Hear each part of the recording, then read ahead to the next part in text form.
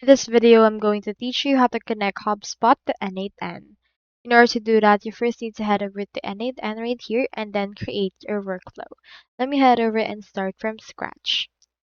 So once you're on your workflow creator, we just need to add your n8n right here or add an n8n node for our HubSpot.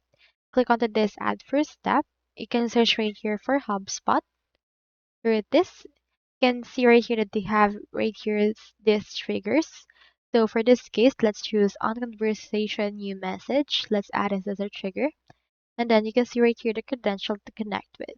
When you click on this and click on this create credential, it will prompt you for this case wherein you can see the auth redirect URL.